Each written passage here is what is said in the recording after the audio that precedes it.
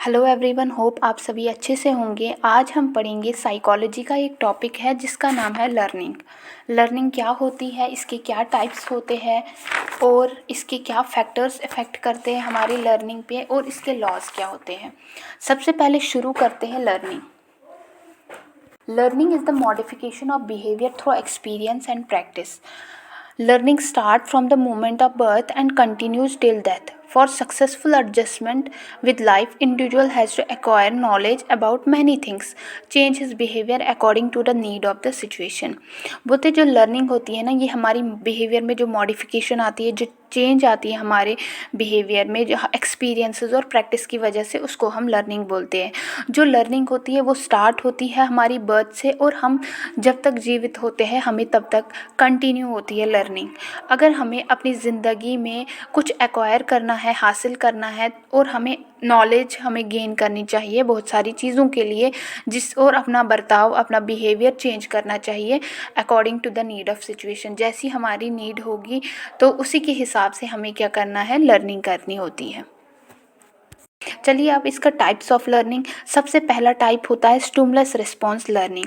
Stimulus response learning होती है वो लर्निंग जो हमें किसी स्टिमुलस जो हमारा प्रेजेंट होता है एनवायरनमेंट में उसकी वजह से सीखते हैं। जैसे कि पनिशमेंट, अगर एक बच्चा एग्ज़ाम में पास नहीं होता तो उसको पनिशमेंट देते हैं घर वाले, उसकी वजह से वो क्या सीखता है, वो अच्छे से पढ़ लेता है और अच्छे से लर्न कर लेता है सो दैट उसको ऐसी पनिशमेंट आगे ना मिले। Second is perceptual learning. Perceptual learning होता है हम जो चीज़ें सीखते हैं वो हम कैसे सीखते हैं, परसेप्शन से, बाय आवर सेंस ऑर्गन। जो हमारे सेंस ऑर्गन हैं उनकी मदद से हम सीखते हैं। जैसे कि अगर हम चलते हैं हॉस्पिटल्स में, वहाँ पे बड़े बड़े पोस्टर्स लगे होते हैं, या तो टीबी ट्यूबरक्लोसिस का प्रिवेंशन होगा, एड्स का प्रिवेंशन होगा, या ब्रेस्ट फीडिंग की टेक्निक्स लगी होगी, पिक्चराइज की होगी, पोस्टर्स पे लिखी होगी। जब हम उसको देखेंगे या हम कोई ऐसी चीज़ सुनेंगे तो उसको हम क्या कहेंगे, perceptual learning. Third one is visual learning. Visual learning होती है हम जो सीखते हैं चीज़ें बाय विजुअलाइजिंग द ऑब्जेक्ट। जब हम किसी चीज़ को देखते हैं तो उस चीज़ों से हम सीखते हैं, उसको बोलते हैं हम विजुअल लर्निंग। जैसे कि हम कोई पिक्चर्स देखेंगे, कोई वर्ड्स पढ़ेंगे या कोई फिगर्स या सिंबल्स देखेंगे तो उसको बोलेंगे हम visual learning. Fourth one is motor learning. Motor learning होती है जो हमारी बॉडी पार्ट्स की मूवमेंट से सीखते हैं। फॉर एग्जांपल टांगों की मूवमेंट करने से चलना सीखते हैं, हम स्विमिंग करना सीखते हैं, हम खेलना सीखते हैं, हम डांस करना सीखते हैं। ये सब किस में आती है, मोटर लर्निंग में आती है। प्रॉब्लम सॉल्विंग लर्निंग होती है जब हम किसी भी प्रॉब्लम को सॉल्यूशन निकाल के हम कोई चीज़ सीखते हैं, या हमारी लाइफ में ऐसी चीज़ें होती है जिनको हम कोप अप करके, सॉल्व करके हम बहुत सारी चीज़ें सीखते हैं, उसको हम बोलेंगे problem solving. Next is attitude learning. Attitude learning होता है जो हम बंदा अपने एटीट्यूड से सीखता है, कि जैसे how he behave in different situation में, कैसे उसको अलग अलग सिचुएशन में बिहेव करना है, तो उसको हम बोलेंगे एटीट्यूड लर्निंग। पीयरेड एसोसिएशन लर्निंग क्या होता है, पेयर्ड एसोसिएशन लर्निंग क्या होता है, इसमें हम क्या करते हैं, अगर हम कोई चीज़ सीख रहे हैं उसको हम इमेजिन करेंगे ऐसी दूसरी ऐसी चीज़ से जो सिमिलर हो, उसको हम बोलेंगे पेयर्ड एसोसिएशन लर्निंग। जैसे कि अगर कृष्णा नाम के बॉय को देखेंगे तो वो हमें इजी रिमेंबर हो जाएगा कि वो जो लॉर्ड कृष्णा है उनके नाम के साथ रिजेंबल करता है, हमें वो जल्द याद हो जाएगा। हम क्या करते हैं, उस चीज़ को फैमिलियर बना देते हैं उसके साथ। होता है फैक्टर्स इफेक्टिंग लर्निंग। फर्स्ट है नेचर ऑफ द लर्नर। अगर किसी बंदे की फिजिकल हेल्थ ठीक नहीं होगी, इफेक्ट करेगी उसकी लर्निंग को। या अगर किसी की मेंटल हेल्थ ठीक नहीं होगा, या वो मेंटली डिस्टर्ब होगा, या मेंटली उसको कोई डिसऑर्डर होगा, उसकी वजह से भी क्या होगा, उसको इफेक्ट पड़ेगा उसकी लर्निंग पे। Third one as. एज जो है इफेक्ट करती है लर्निंग को। छोटे बच्चे जो है वो एडल्ट्स की बातें नहीं समझ सकते हैं, एज भी क्या कर सकती है, इफेक्ट करती है हमारी लर्निंग पे। इमोशंस जो है इफ़ेक्ट कर सकती है लर्निंग को। अगर कोई इंडिविजुअल हैप्पी है या सैड है, वो भी इफ़ेक्ट करती है लर्निंग को। कोई इंडिविजुअल जो है वो लर्निंग में इंटरेस्ट नहीं होगा तो उसकी वजह से भी इफ़ेक्ट हो सकता है लर्निंग पे। Factors associated with type of learning experience. इसमें फर्स्ट आता है नेचर ऑफ लर्निंग। इस नेचर ऑफ लर्निंग में क्या आता है कि क्या आप कौन सी चीज़ें सीख रहे हो, क्या ये हमारे इंटरेस्ट में है या नहीं है, वो आएगा नेचर ऑफ लर्निंग में। Second is methodology. लर्निंग जो है डिपेंड होती है मेथड, टेक्निक्स और अप्रोच पे जो टीचिंग और लर्निंग के लिए इस्तेमाल की जाती है। जैसे कि कभी हम प्रॉपर मेथड से नहीं सीखते हैं और हम भूल जाते हैं, हम लर्न नहीं कर पाते हैं। जैसे अगर हम कभी टीचर पढ़ा लेता है तो कभी उसका क्या वे ऑफ टीचिंग सही नहीं होता है। एक होता है amount of learning. Amount of learning कि कितना ज़्यादा आप सीख रहे हो। कभी कभी क्या होता है, फॉर एग्जांपल लेक्चर टीचर दे रहे हैं, वो बहुत लेक्चर ले रहे हैं जिसकी वजह से हम लर्न नहीं कर पाते। मीनिंगफुल ऑफ मटेरियल, जितना ज़्यादा मीनिंगफुल मटेरियल होगा उतना ज़्यादा हमें समझ आ जाएगा। कोई चीज़ हम पढ़ेंगे उसका हमें मतलब ही नहीं समझ आएगा तो हम प्रॉपर लर्निंग नहीं कर सकते हैं।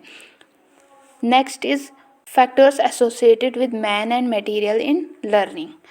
इसमें आएगा अगर क्वालिटी ऑफ टीचिंग सही नहीं होगी तो वो भी इफ़ेक्ट करेगी लर्निंग को।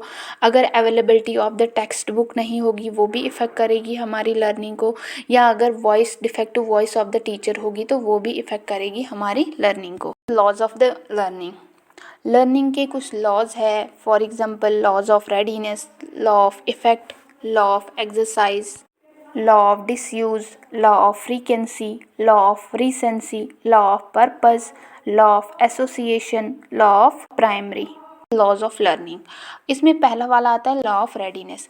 लॉ ऑफ रेडीनेस बताता है कि अगर एक इंडिविजुअल रेडी होगा लर्न करने के लिए तो लर्निंग क्या होगी, बेस्ट होगी। जैसे कि हम एग्ज़ाम के दिनों अच्छे से पढ़ पाते हैं क्योंकि हम रेडी होते हैं पढ़ने के लिए, जिस और वो भी शॉर्ट पीरियड ऑफ टाइम में, और हमारी लर्निंग जो होती है बेस्ट होती है। Second one is law of effect. ये लॉ क्या बताता है कि अगर हम किसी चीज़ को रिवॉर्ड देंगे या उसका बेनिफिट कराएंगे उस चीज़ से हम सीखते हैं।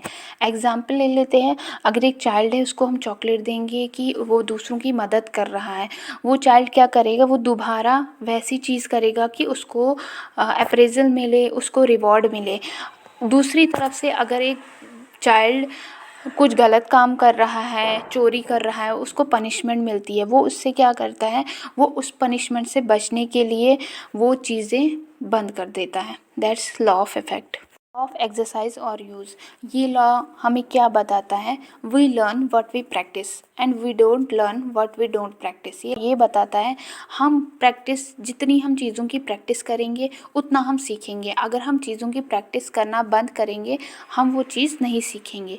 फॉर एग्ज़ाम्पल अगर हम किसी का नंबर रोज़ाना डायल कर देते हैं तो हमें वो क्या होता है, वो नंबर याद हो जाता है, और अगर हम वो नंबर डायल करना बंद कर दें तो हाँ वो हमें फॉरगेट हो जाएगा, भूल जाएगा। That is the law of exercise. Next is law of disuse. ये लॉ ऑफ एक्सरसाइज का अपोजिट है। जो चीज़ हम प्रैक्टिस में नहीं करते, रिपीटेड नहीं करते हैं, वो हम सीखते नहीं हैं।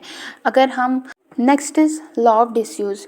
लॉ ऑफ डिसयूज़ क्या बताता है, अगर कोई टास्क हम रिपीटेडली नहीं करेंगे या कोई प्रैक्टिस हम रिपीटेडली नहीं करेंगे ये हमें लर्न नहीं होगी। जैसे कि अगर हम डांस करना बंद कर देंगे, सिंगिंग करना बंद कर देंगे तो हम सीख नहीं पाएंगे। अगर हम प्रैक्टिस करते रहेंगे तो हम सीख लेंगे।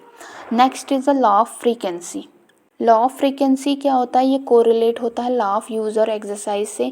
ये लॉ ये बताता है वो चीज़ें जो हम बार बार करते हैं वो हमारी लर्निंग में इजीली आ जाता है, लर्निंग इफेक्टिव हो जाती है। Next is the law of recency. Law of recency ये बताता है वो चीज़ें हम बहुत जल्दी सीखते हैं या वो चीज़ें हमें ज़्यादा लर्निंग होती है जो हमने कुछ ही टाइम पहले सीखी हो। जैसे कि हम अगर प्रिपरेशन ड्यूरिंग एग्ज़ाम्स करते हैं वो चीज़ें हमें रह लेती है कुछ टाइम तक याद, क्योंकि वो हमने रिसेंटली पढ़ा हुआ होता है। Next is the law of purpose.